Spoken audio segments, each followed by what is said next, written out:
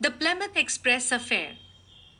The little grey cells, so often referred to by the great detective Hercule Poirot, certainly get in their fine work in this intriguing mystery story by an exceptionally talented writer. By Agatha Christie. Alex Simpson, RN, stepped from the platform at Newton Abbot into a first class compartment of the Plymouth Express. A porter followed him with a heavy suitcase. He was about to swing it up to the rack, but the young sailor stopped him. No, leave it on the seat. I'll put it up later. Here you are. Thank you, sir. The porter, generously tipped, withdrew. Doors banged, a stentorian voice shouted, Plymouth only. Change for Torquay. Plymouth next stop. Then a whistle blew, and the train drew slowly out of the station. Lieutenant Simpson had the carriage to himself. The December air was chilly, and he pulled up the window. Then he sniffed vaguely and frowned. What a smell there was! Reminded him of that time in hospital and the operation on his leg. Yes, chloroform, that was it. He let the window down again, changing his seat to one with its back to the engine. He pulled a pipe out of his pocket and lit it. For a little time he sat inactive, looking out into the night and smoking.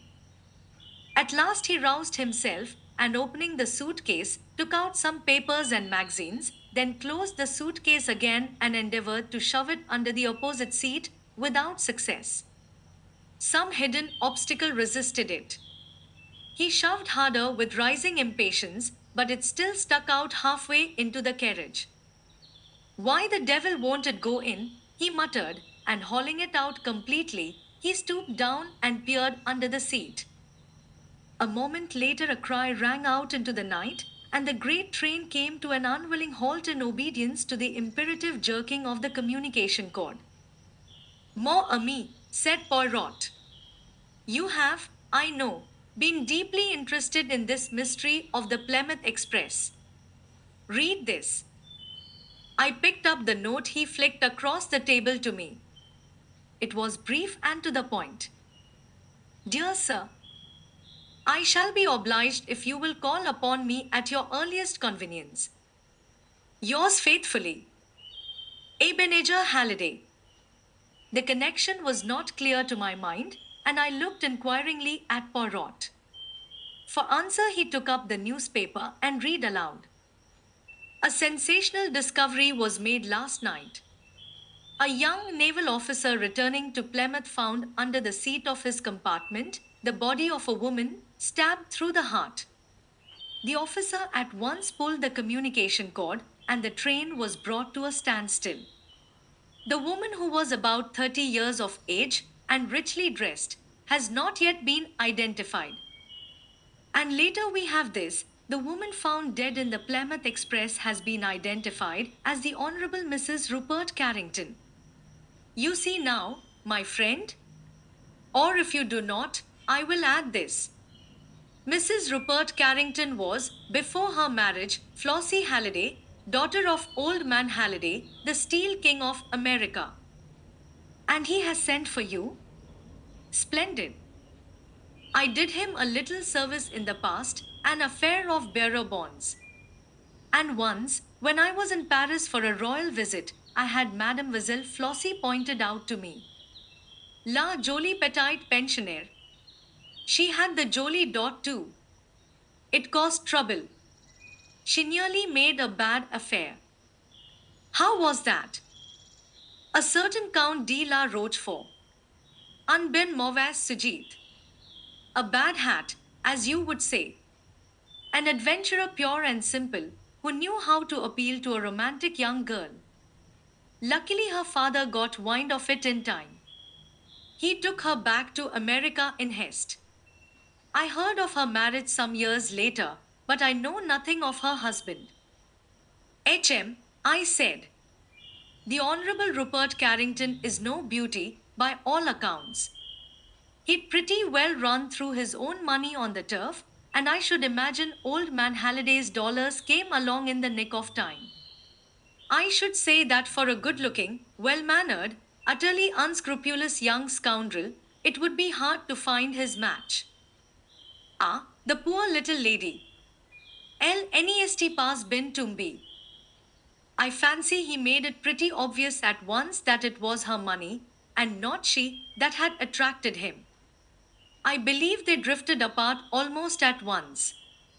I have heard rumors lately that there was to be a definite legal separation. Old man Halliday is no fool. He would tie up her money pretty tight.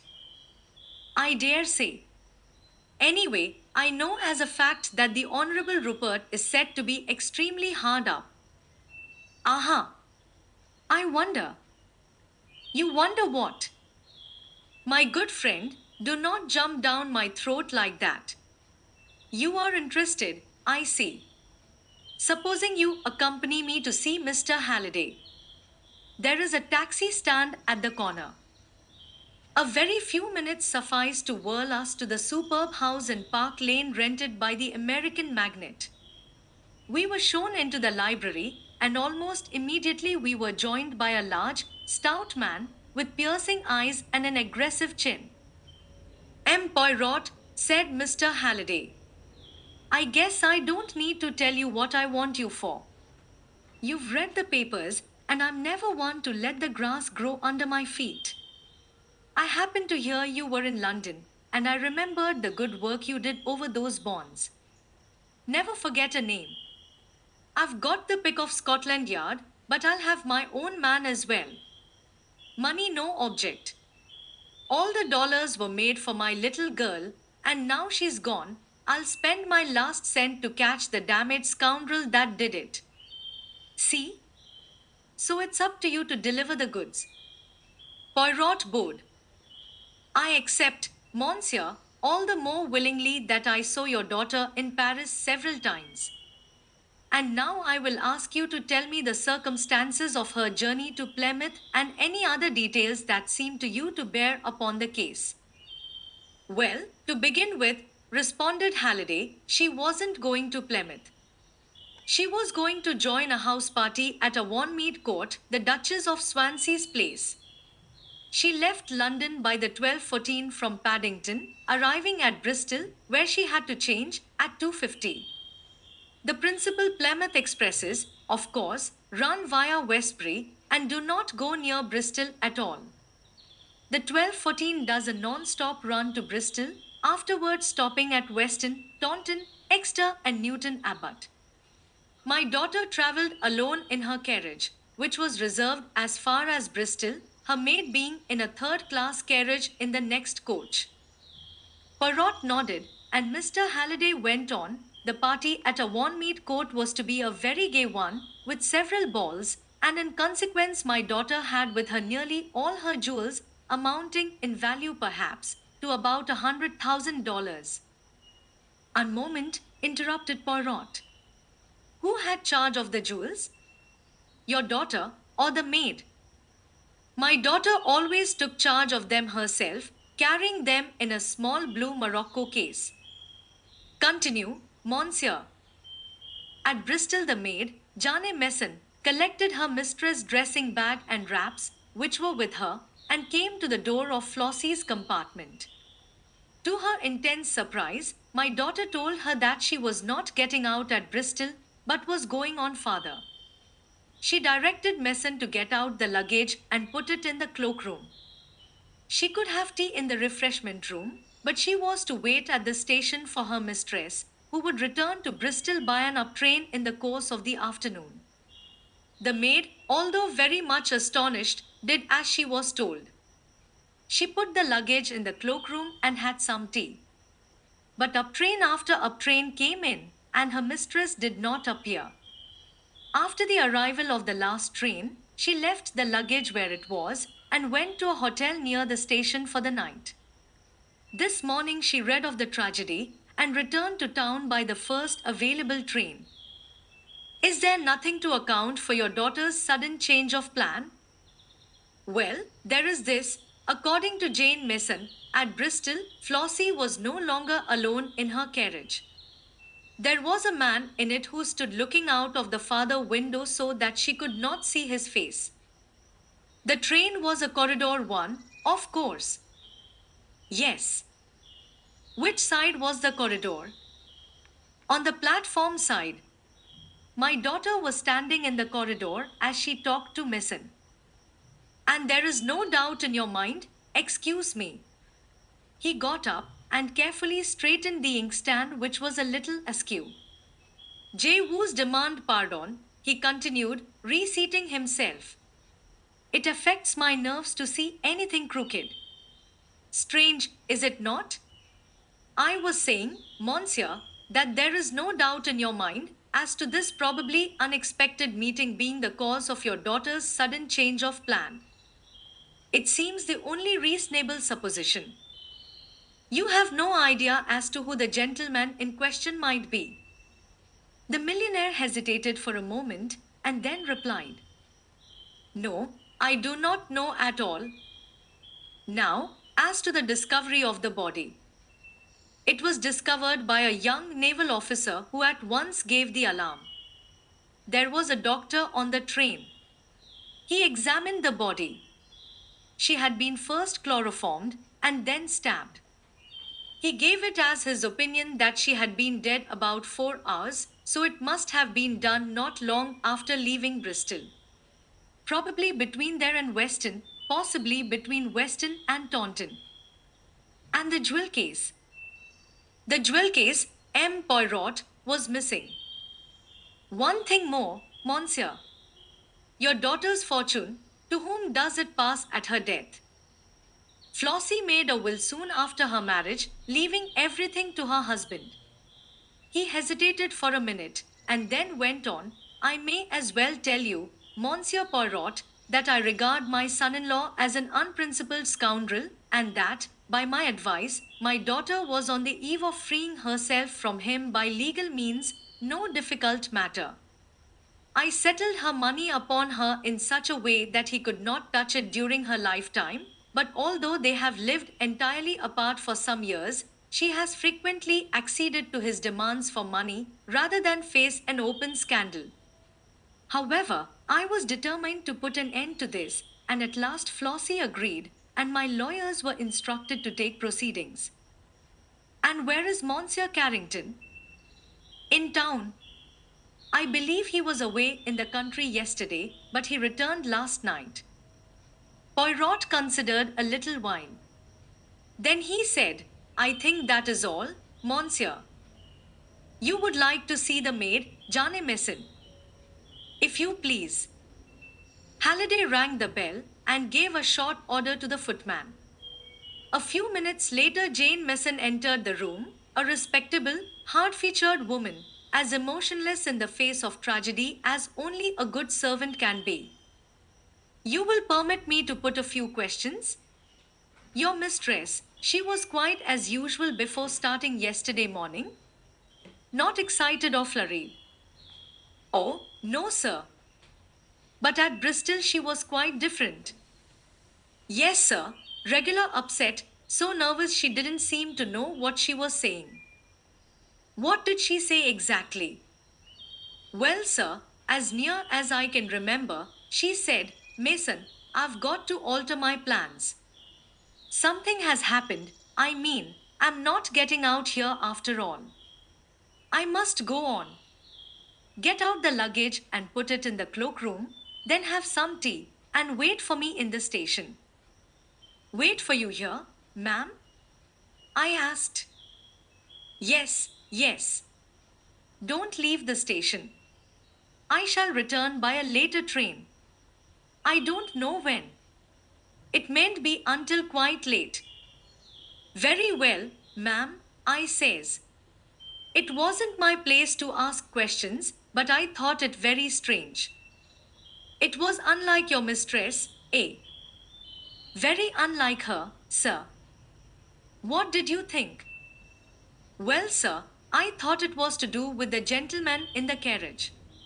She didn't speak to him, but she turned round once or twice as though to ask him if she was doing right. But you didn't see the gentleman's face? No, sir. He stood with his back to me all the time. Can you describe him at all?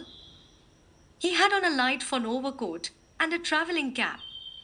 He was tall and slender, and the back of his head was dark. You didn't know him?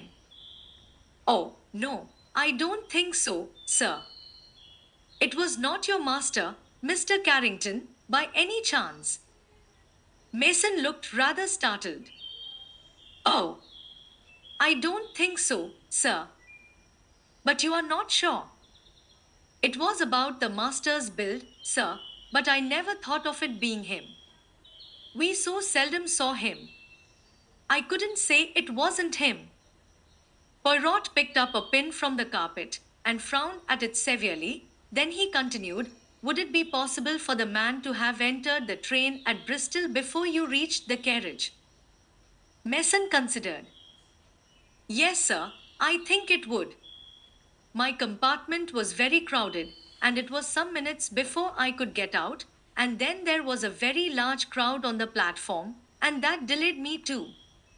But he'd only have had a minute or two to speak to the mistress that way. I took it for granted that he'd come along the corridor.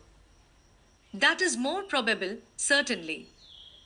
He paused, still frowning. You know how the mistress was dressed, sir. The papers give a few details, but I would like you to confirm them. She was wearing a white fox fur toque, sir, with a white spotted veil, and a blue frieze coat and skirt, the shade of blue they call electric. Rather striking. Yes, remarked Halliday. Inspector Japp is in hopes that that may help us to fix the spot where the crime took place. Anyone who saw her would remember her. Precisement. Thank you, Mademoiselle. The maid left the room. Well, Poirot got up briskly. That is all I can do here, except, Monsieur, that I would ask you to tell me everything, but everything. I have done so. You are sure? Absolutely. Then there is nothing more to be said. I must decline the case. Why? Because you have not been frank with me. I assure you. No, you are keeping something back. There was a moment's pause, and then Halliday drew a paper from his pocket and handed it to my friend. I guess that's what you're after, Monsieur Poirot, though how you know about it fairly gets my goat. Poirot smiled and unfolded the paper. It was a letter written in thin, sloping handwriting. Poirot read it aloud.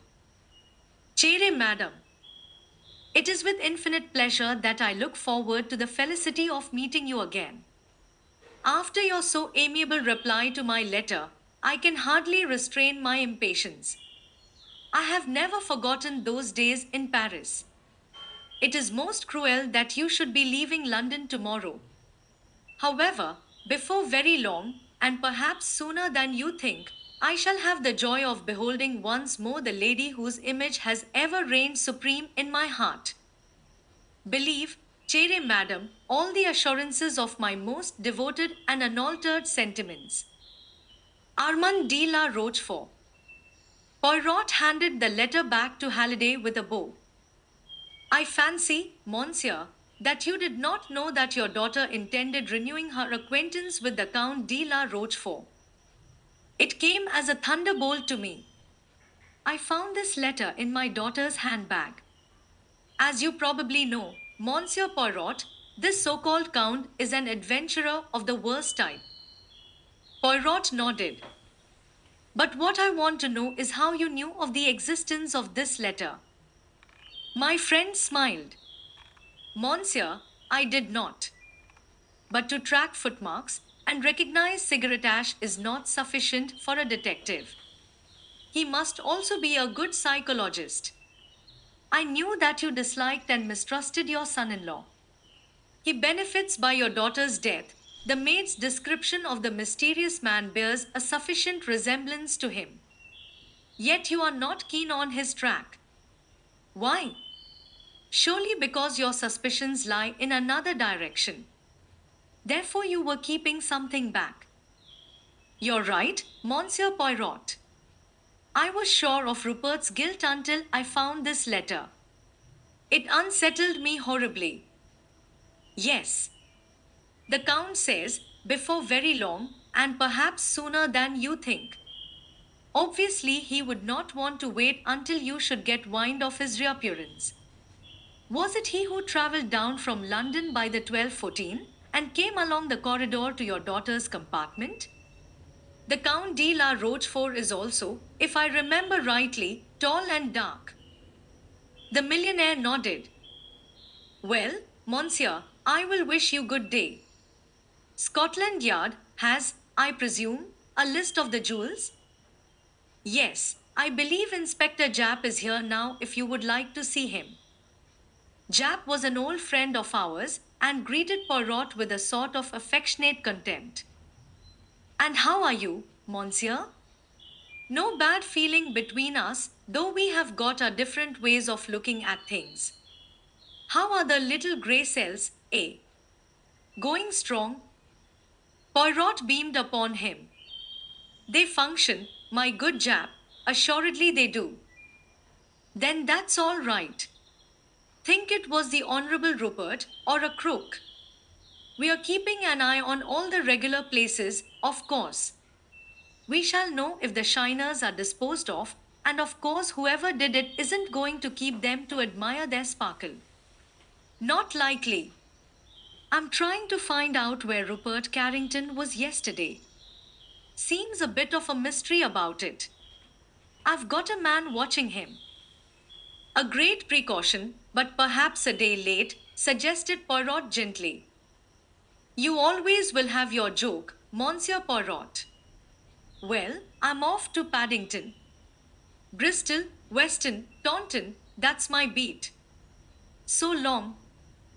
You will come round and see me this evening and tell me the result?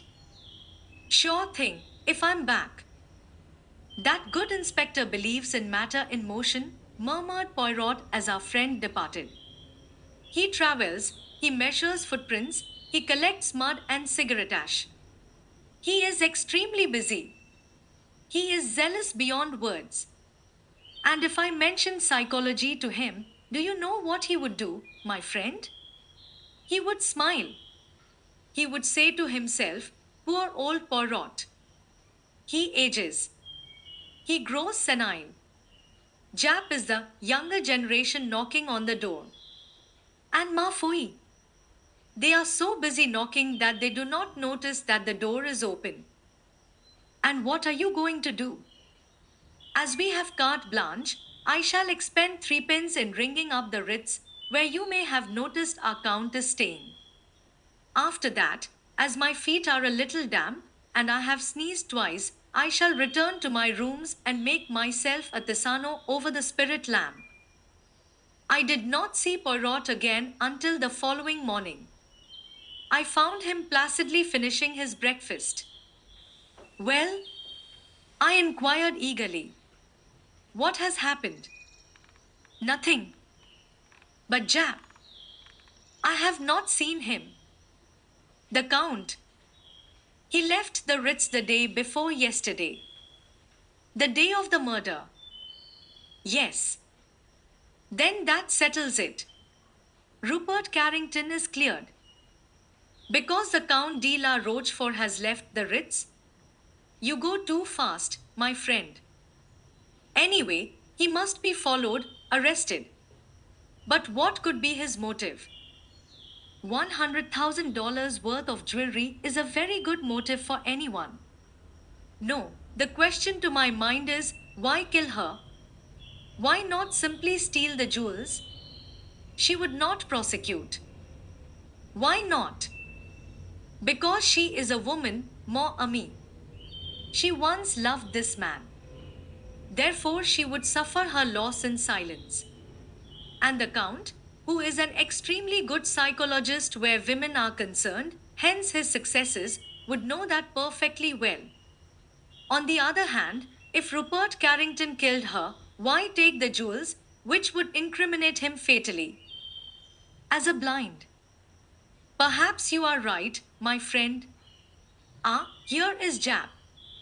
I recognize his knock. The inspector was beaming good humoredly. Morning, Poirot. Only just got back. I've done some good work. And you? Me? I have arranged my ideas, replied Poirot placidly. Jap laughed heartily. Old chap's getting on in years, he observed beneath his breath to me. That won't do for us young folk, he said aloud. Quel damage? Poirot inquired. Well, do you want to hear what I've done? You permit me to make a guess? You have found the knife with which the crime was committed by the side of the line between Weston and Taunton, and you have interviewed the paper boy who spoke to Mrs. Carrington at Weston. Jap's jaw fell. How on earth did you know? Don't tell me it was those almighty little grey cells of yours. I am glad you admit for once that they are almighty. Tell me, did she give the paper boy a shilling for himself? No, it was half a crown. Jap recovered his temper and grinned. Pretty extravagant, these rich Americans. And in consequence, the boy did not forget her. Not he. Half crowns don't come his way every day. She hailed him and bought two magazines. One had a picture of a girl in blue on the cover. That'll match me, she said. Oh. He remembered her perfectly. Well, that was enough for me. By the doctor's evidence, the crime must have been committed before Taunton. I guess they'd throw the knife away at once, and I walked down the line looking for it, and sure enough, there it was. I made inquiries at Taunton about our man, but of course it's a big station, and it wasn't likely they'd notice him. He probably got back to London by a later train. Poirot nodded. Very likely. But I found another bit of news when I got back. They're passing the jewels, all right. That large emerald was pawned last night by one of the regular lot. Who do you think it was? I don't know, except that he was a short man. Jap stared. Well, you're right there. He's short enough. It was Red Narky. Who on earth is Red Narky? I asked. A particularly sharp jewel thief, sir. And not one to stick at murder. Usually works with a woman, Gracie Kid, but she doesn't seem to be in it this time, unless she's got off to Holland with the rest of the swag. You've arrested Narky. Sure thing. But mind you, it's the other man we want, the man who went down with Mrs. Carrington in the train. He was the one who planned the job, right enough. But Naki won't squeal on a pal. I noticed that Poirot's eyes had become very green. I think, he said gently, that I can find Naki's pal for you, all right. One of your little ideas, eh? Jap eyed Poirot sharply. Wonderful how you manage to deliver the goods sometimes, at your age and all. Devil's own luck, of course. Perhaps, murmured my friend. Hastings, my hat. And the brush. So, my galoshes if it still rains. We must not undo the good work of that Tisano. Au revoir, Jap. Good luck to you, Poirot. Poirot hailed the first taxi we met and directed the driver to Park Lane. When we drew up before Halliday's house, he skipped out nimbly, paid the driver, and rang the bell. To the footman who opened the door, he made a request in a low voice, and we were immediately taken upstairs. We went up to the top of the house and were shown into a small, neat bedroom. Poirot's eyes roved round the room and fastened themselves on a small black trunk. He knelt in front of it, scrutinized the labels on it, and took a small twist of wire from his pocket. Ask Mr. Halliday if he will be so kind as to mount to me here, he said over his shoulder to the footman. It is suggested that the reader pause in his perusal of the story at this point, make his own solution of the mystery, and then see how close he comes to that of the author. The editors. The man departed, and Poirot gently coaxed the lock of the trunk with a practiced hand. In a few minutes, the lock gave, and he raised the lid of the trunk. Swiftly, he began rummaging among the clothes it contained, flinging them out on the floor. There was a heavy step on the stairs, and Halliday entered the room. What in hell are you doing here? He demanded, staring. I was looking, monsieur, for this. Poirot withdrew from the trunk a coat and skirt of bright blue frieze and a small toque of white fox fur. What are you doing with my trunk? I turned to see that the maid, Jane Mason, had just entered the room. If you will just shut the door, Hastings. Thank you. Yes, and stand with your back against it. Now, Mr. Halliday, let me introduce you to Grace Kidd, otherwise Jane Mason, who will shortly rejoin her accomplice, Red Naki, under the kind escort of Jap. It was of the most simple. Poirot waved a deprecating hand, then helped himself to more caviar. It is not every day that one lunches with a millionaire. It was the maid's insistence on the clothes that her mistress was wearing that first struck me.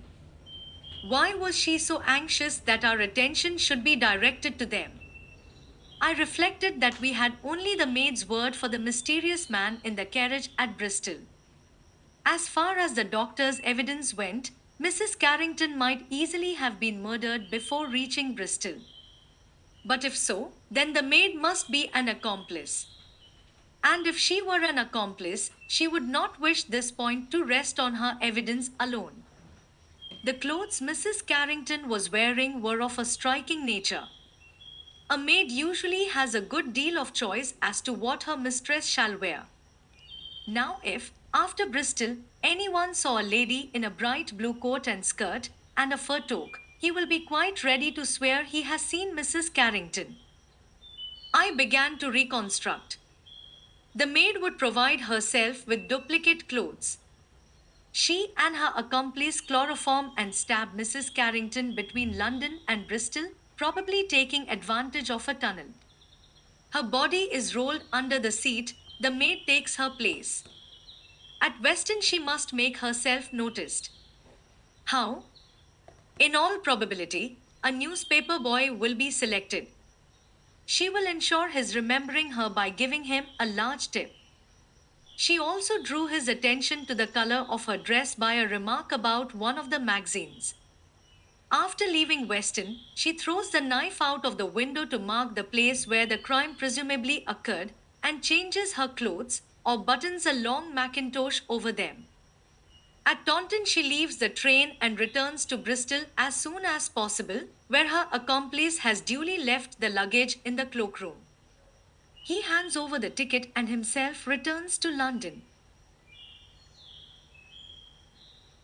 She waits on the platform, carrying out her role, goes to a hotel for the night and returns to town in the morning exactly as she said. When Jap returned from his expedition, he confirmed all my deductions. He also told me that a well-known crook was passing the jewels. I knew that whoever it was would be the exact opposite of the man Jane Mason described. When I heard that it was Red Naki, who always worked with Gracie Kidd, well, I knew just where to find her. And the Count. The more I thought of it, the more I was convinced that he had nothing to do with it. That gentleman is much too careful of his own skin to risk murder. It would be out of keeping with his character. Well, Monsieur Poirot, said Halliday, I owe you a big debt. And the check I write after lunch won't go near to settling it. Poirot smiled modestly and murmured to me, "The good Jap, he shall get the official credit, all right, but though he has got his Gracie kid, I think that I, as the Americans say, have got his goat."